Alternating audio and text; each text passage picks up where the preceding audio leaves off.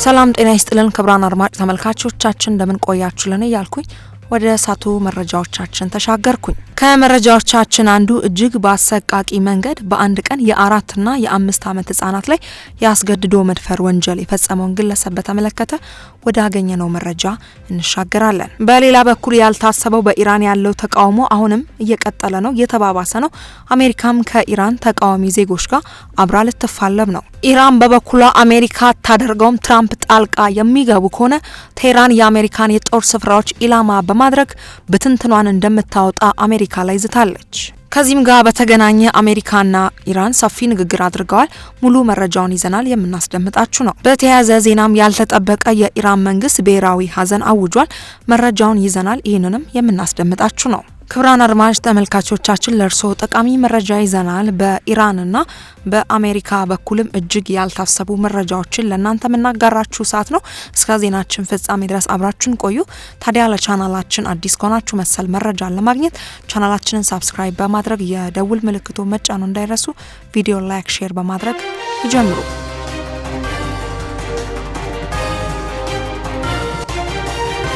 ኢራንና አሜሪካን በተመለከተ ወደ አገኘነው መረጃ እንሻገር። ሁለተኛ ሳምንቱን በተሻገረው ህዝባዊ ተቃውሞ እየተናጠች ያለችው ኢራን በአሜሪካ ጥቃት የሚሰነዘረባት ከሆነ የአጸፋ እርምጃ እንደምትወስድም አስጠንቅቃለች።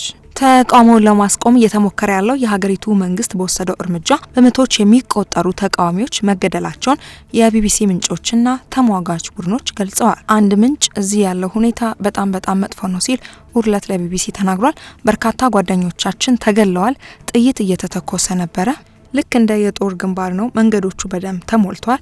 አስክሬኖች በጭነት መኪናዎች እየወሰዱ ነው ሲል በሀገሪቱ ያለውን ሁኔታም ገልጿል። መቀመጫውን በአሜሪካ ያደረገው የሰብአዊ መብት ተሟጋች የዜና ወኪል ሀራና በመላ ሀገሪቱ 495 ተቃዋሚዎችና 48 የጸጥታ ኃይሎች ህይወት ማለፉን እንዳረጋገጠም አስታውቋል። ባለፉት 2 ሳምንታት ውስጥም 10600 ሰዎች መታሰራቸውን የዜና ወኪሉም ገልጿል። የተቃዋሚዎች ግድያ የሚፈጽሙ ከሆነ አሜሪካ ጣልቃ እንደማትገባ ያስጠነቀቁት ፕሬዚዳንት ትራምፕ የኢራን መሪዎች እንደደወሉላቸውና መደራደር እንደሚፈልጉ እንዳሳወቋቸው እሁድለትም ተናግረዋል።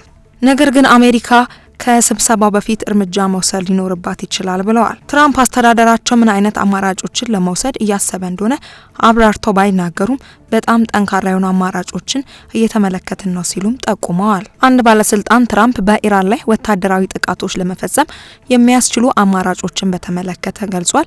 እንደተደረገላቸው በአሜሪካ የቢቢሲ አጋር ለሆነው ሲቢኤስም ተናግረዋል። አሜሪካ ልትወስድ ከምትችለው ሌሎች አማራጮች መካከል ጸረ መንግስት የሆኑ የኦንላይን ምንጮችን ማጠናከርና በኢራን ወታደራዊ ኃይል ላይ የሳይበር መሳሪያዎችን መጠቀም ሊካተቱ እንደሚችሉ ባለስልጣናቱ ለዋል ስትሪት ጆርናል ጋዜጣ ተናግረዋል።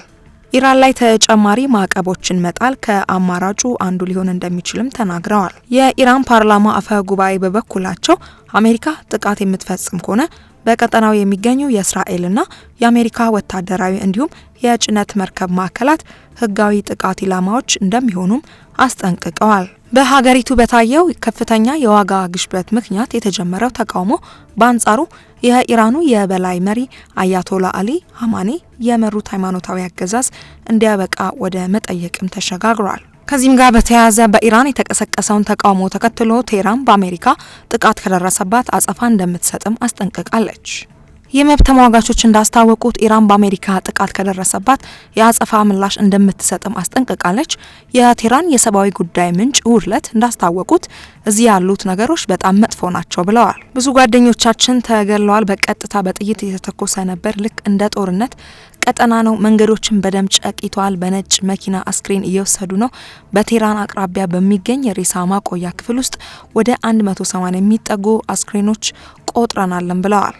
መቀመጫውን በአሜሪካ ያደረገውና በኢራን ጉዳዮች ላይ የሚያተኩረው የሰብአዊ መብት ተሟጋቾች የዜና ኤጀንሲ እንዳስታወቀው በሀገር አቀፍ ደረጃ የ495 ተቃዋሚዎችና የ48 የጸጥታ አካላት መሞታቸውን አረጋግጫለሁም ብለዋል። አሜሪካ በኢራን ውስጥ በተቃዋሚ ግድያ ጣልቃ እንደምትገባ ዝታለች። ነገር ግን እሁድ ዕለት የአሜሪካው ፕሬዝዳንት ዶናልድ ትራምፕ የኢራን መሪዎች ጋር መነጋገራቸውንና መደራደር ይፈልጋሉ ብለዋል። ሆኖም ዩናይትድ ስቴትስ ከስብሰባ በፊት እርምጃ መውሰድ ይኖርባታል ሲሉ ትራምፕ ማከለዋል። የኢራን ፓርላማ አፈ ጉባኤ አሜሪካ ጥቃት ከፈጸመችብን እስራኤልና አሜሪካ ወታደራዊና የመርከብ ማዕከላት ኢላማ ይሆናሉ ሲሉም በከባድ ሁኔታ አስጠንቅቀዋል። ከዚሁ ጋር በተያያዘ ዜና ኢራን 3 የብሔራዊ ሀዘን ቀናትን አወጀች።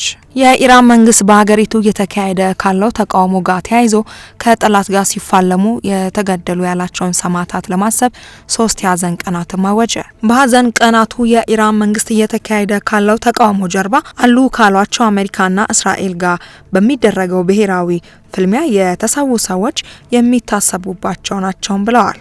መቀመጫውን አሜሪካ ያደረገው የሰብአዊ መብት ተሟጋች የዜና ተቋም እንዳለው ከ2 ሳምንት በላይ በተለያዩ የኢራን አካባቢዎች የተካሄደ ባለው ተቃውሞ ወደ 500 የሚጠጉ ተቃዋሚዎችና 48 የጸጥታ ኃይል አባላት መገደላቸውን ማረጋገጡን ገልጿል። ነገር ግን የሟቾች ቁጥር ከዚህም በላይ ሊሆን እንደሚችል ምንጮች ለቢቢሲ ተናግረዋል። በሀገሪቷ የገንዘብ የመግዛት አቅም መውደቅን ያስከተለው ቁጣ ወደ ህዝባዊ ተቃውሞ የተሸጋገረው ከታህሳስ ወር አጋማሽ ወዲህ ነው።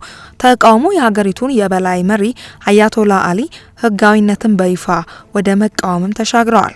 ተቃውሞ እሁድ ዕለት ምሽትን መቀጠሉን ነገር ግን በመንግስት ሊወሰድ የማይችል የኃይል እርምጃን በመፍራት መጠኑ ቀደም ካሉት ቀናት የቀነሰ እንደነበር ምንጮችም ተናግረዋል። ከኢራን ዋና ከተማ ቴህራን አቅራቢያ ከሚገኝ የአስክሬን ማስቀመጫ ውስጥም ከተቀረጸ ቪዲዮ ላይ ቢቢሲ የ180 ሰዎችን አስክሬንም ቆጥሯል። አንድ ምንጭ ደግሞ እሁድ ዕለት የኢራን ጎዳናዎች በደም ተሸፍነው ነበር ሲል ለቢቢሲም ተናግረዋል። ላለፉት 2 ሳምንታት በኢራን ላይ ወታደራዊ እርምጃ ለመውሰድ ሲዝቱ የነበሩት ፕሬዝዳንት ትራምፕ በቴህራን ላይ ወታደራዊ እርምጃ ለመውሰድ ስላሉ አማራጮች ማብራሪያም ቀርቦላቸዋል።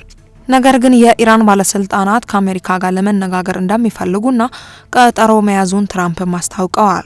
ከወታደራዊ ጥቃቱ በተጨማሪ ጸረ መንግስት ቡድኖችን በመደገፍ በሀገሪቱ ሰራዊት ላይ የበይነ መረብ ጥቃት መፈጸም ወይም ሌሎች ማዕቀቦችን መጣል የሚሉትን አሜሪካ ያሰበች መሆኑን ባለስልጣናቱም ተናግረዋል። በሌላ በኩል ያለን መረጃ የሀገር ውስጥ ነው። እጅግ ሰቅጣጭ መረጃ ነው። ወደ መረጃው ዝርዝር እናምራ። በጋሞ ዞን በቆጎታ ወረዳ ኤዞ ጊንቆ ቀበሌ ልዩ መጠሪያ ስሙ ገደነሳ ተብሎ በሚጠራበት ስፍራ ራሷን መከላከል የማትችል የ5 ዓመት ልጅ አስገድዶ መድፈር ወንጀል የፈጸመው ግለሰብ በእስራት ተቀጣ። ተከሳሽ ሙሉቀን ካማሌ የተባለ ሲሆን የግል ተበዳይ የ5 ዓመት ልጅ ስትሆን ዳቦ፣ ከረሜላ፣ ማስቲካና የባቄላ እሸት ሰጥሻለሁ በማለት አቷሏት ወደ ባህር ዛፍና ስንደዶ ውስጥ በመውሰድ እንድትተኛና እንድትንበረከክ በማድረግ ያስገድዶ መድፈር ወንጀል መፈጸሙን የደቡብ ኢትዮጵያ ፖሊስ ኮሚሽን ህዝብ ግንኙነትና ገጽታ ግንባታ ዳይሬክተር ምክትል ኮማንደር አሸናፊ ኃይሌ ተናግረዋል። በተጨማሪም በተመሳሳይ የ4 ዓመት ህጻን የሆነችውን የግል ተበዳይ አስገድዶ መድፈር ወንጀል በመፈጸሙ በወንጀል ህግ አንቀጽ 627 አንድ ስር የተደነገገውን ተላልፈዋል በማለት የሰውና ሕክምና ሰነድ ማስረጃዎችን አጠናክሮ ለቆጎታ ወረዳ ፍርድ ቤት ክስም ይቀርባሉ። የቆጎታ ወረዳ ፍርድ ቤት የቀረበውን ክስ መርምሮ ክሱን በችሎት ካዳመጠ በኋላ ተከሳሽ ክዶ በመከራከሩ የአቃቢ ህግ ምስክሮች ቃልና የሕክምና ሰነድ ማስረጃዎችን ካዳመጠና ከመረመረ በኋላ በተደራራቢ ወንጀል በ5 ዓመት ጽኑ እስራት እንዲቀጣ ውሳኔ መተላለፉን ኮማንደር አሸናፊ ኃይሌ ተናግረዋል። ክቡራን አድማጭ ተመልካቾቻችን ለሰዓቱ ይዘን የቀረብንላችሁ መረጃዎቻችን በዚያ በቃ። በሌላ መረጃ እስከምንገናኝ ድረስ በያላችሁበት ጤና ይስጥልን።